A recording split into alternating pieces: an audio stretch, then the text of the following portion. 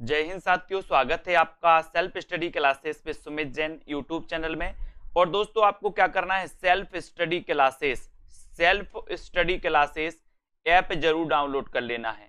ठीक है, अगर आपने दोस्तों अभी तक एडमिशन नहीं लिया तो सेल्फ स्टडी क्लासेस में हिंदी साहित्य के संपूर्ण कोर्स में आप एडमिशन ले सकते हैं, है ना दोस्तों। टेस्ट सीरीज में एडमिशन ले सकते हैं और इस सीरीज से जरूर जुड़ें दोस्तों। इसी प्रकार के बहुत सारे ट्रिकी वीडियो, विस्तृत अध्ययन, टॉपिक वाइज टेस्ट ऐप पर आपको मिलने वाले हैं। तो जिन भी साथियों को दोस्तों एडमिशन लेना है वो संपर्क करें, नीचे नंबर भी चल रहा है, संपर्क कर सकते हो, एडमिशन लेकर के अपनी पढ़ाई क्रमबद्ध कर सकते हो। ठीक है, आज दोस्तों अपना पहला डाउट्स है, सरस्वती पत्रिका के संस्थापक कौन थे। अब दोस्तों यहां क्या डाउट्स होता है वो देखो। सबसे पहले तो यहां एक तो होता है संस्थापक और संपादक। संपादक में ये संस्थापक और संपादक में डाउट्स होता आपके अंदर कि आपने पढ़ा था कि सरस्वती पत्रिका के संपादक आपने अधिकांश महावीर प्रसाद द्विवेदी को पढ़ा, लेकिन आज ये डाउट्स आपका क्लियर होने वाला है दोस्तों। अगर ऐसा क्वेश्चन आए कि सरस्वती पत्रिका के संस्थापक कौन है, संस्थापक कौन है, तब आपका उत्तर हो जाएगा क्या, चिंतामणि घोष। संस्थापक अगर पूछा जाएगा तो चिंतामणि घोष। अगर आपसे पूछा जाए कि सरस्वती पत्रिका के प्रथम संपादक कौन थे, तो प्रथम संपादक में आपका उत्तर हो जाएगा श्याम सुंदर दास। ये प्रथम संपादक थे। क्या थे? संपादक। और फिर अगर आपसे पूछा जाए कि दोस्तों सरस्वती पत्रिका के जो संपादक थे वो कौन थे, अगर ये ऑप्शन में आपके नहीं आ रहा है और महावीर प्रसाद द्विवेदी आपका दिया है तो आप महावीर प्रसाद द्विवेदी लगाओगे। ठीक है, लेकिन ऐसा क्वेश्चन आता है कि महावीर प्रसाद द्विवेदी सरस्वती पत्रिका के संपादक कब बने, तो कब बने, 1903 में ये बने थे, है ना। प्रथम संपादक कौन थे, श्याम सुंदर दास। स्थापना किसने की थी या संस्थापक कौन थे, तो चिंतामणि घोष। एक और क्वेश्चन, सबसे पहले सरस्वती पत्रिका कहां से प्रकाशित हुई थी, तो सबसे पहले दोस्तों एक काशी से प्रकाशित हुई थी। याद रख लेना, आपके ऑप्शन में प्रयाग आएगा, है ना, लेकिन ये सबसे पहले काशी में और फिर उसके बाद प्रयाग से। ठीक है, तो ये भी आपको याद रख लेना। तो सरस्वती पत्रिका के संस्थापक कौन थे, चिंतामणि घोष। डाउट्स नंबर 1 आपका क्लियर, है ना। अब दोस्तों यहां पर आप बात करते हैं कि प्रेम और रोमांस का कवि किसे कहा जाता है।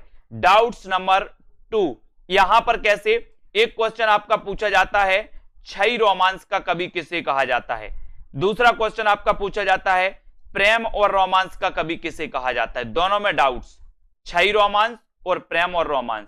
ठीक है, तो इसको याद रख लेना दोस्तों कि प्रेम और रोमांस, प्रेम की बात आई तो बोले हमारे अंचल में भी प्रेम किया जाता है, अंचल में, है ना। और छई रोमांस का कवि कौन है, तो छई रोमांस का कवि कौन है, बच्चन। बोले बच्चन क्या करते हैं, बच्चन से बच्चे, बच्चे क्या करते, बोले छई रोमांस करते, छई रोमांस कौन करते, बच्चन।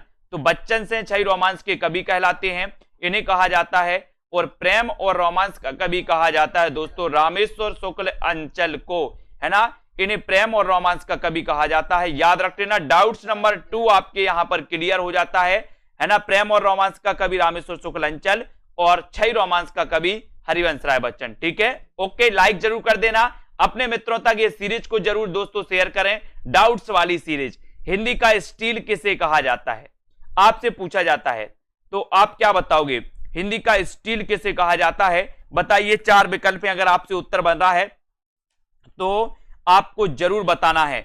यहां से 2 क्वेश्चन आते दोस्तों, एक तो आता है एडिशन, हिंदी का एडिशन किसे कहा जाता है, और एक आता है हिंदी का स्टील किसे कहा जाता है। दोनों में कंफ्यूजन होता है, तो आपको कैसे याद रखना, हिंदी का स्टील, बोले सर हम स्टील के क्या लगवाएंगे, बाल लगवाएंगे, अपने जो बाल होते ना बाल स्टील के लगवाएंगे, काय के, स्टील के। तो अब आपसे कभी भी पूछा जाएगा कि हिंदी के स्टील किसे कहा जाता, तो स्टील से आपको याद आ जाएगा कि हम स्टील के बाल लगवाएंगे, तो बाल कृष्ण भट्ट को हिंदी का स्टील कहा जाता है। हिंदी का माउंटेन भी इन्हें कहा जाता है दोस्तों, बालकृष्ण भट्ट को। ठीक है, अब फिर आएगा आपका हिंदी का एडिशन किसे कहा जाता है, तो एडिशन कहा जाता है किसे, प्रताप नारायण मिश्र को। यहां पर आया सन, और सन का बोले सर बहुत प्रताप होता है, एक सन माने सूर्य, एक सन माने पुत्र, दोनों ही का प्रताप होता है, सूर्य का भी होता है और पुत्र का भी बहुत प्रताप होता है ना। तो एडिशन किसे कहा जाता, प्रताप नारायण मिश्र को, और स्टील किसे कहा जाता, बालकृष्ण भट्ट को। भूलना नहीं है, दोनों क्वेश्चन आते हैं। ठीक है, भारतेंदु प्रज्ञेंदु किसे कहा जाता है? क्वेश्चन आपके लिए। अब यहां पर डाउट्स कैसा बनता है, यहां पर दोस्तों भारतेंदु आ जाता है, भारतेंदु, तो लोग क्या लगा देते हैं? भारतेंदु लगा देते हैं, आओ देखा ना ताओ, और लगा दिया भारतेंदु। नहीं लगाना। भारतेंदु प्रज्ञेंदु कहा जाता है दोस्तों नाथूराम शर्मा शंकर को, है ना। ये डाउट्स आपको दूर करना है। भारतेंदु प्रज्ञेंदु कहा जाता है किसे? नाथूराम शर्मा शंकर को। ये कुछ लोग लगा देते हैं भारतेंदु, जिन्होंने नहीं पढ़ा। अब आपने पढ़ दिया तो लगाना नहीं है। भारतेंदु प्रज्ञेंदु की जो उपाधि है वो नाथूराम शर्मा शंकर की है ना।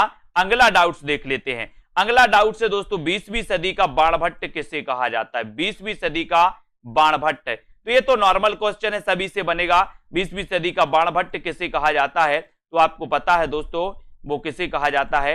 हजारी प्रसाद द्विवेदी को। नॉर्मल क्वेश्चन रखा गया आपके लिए, ठीक है।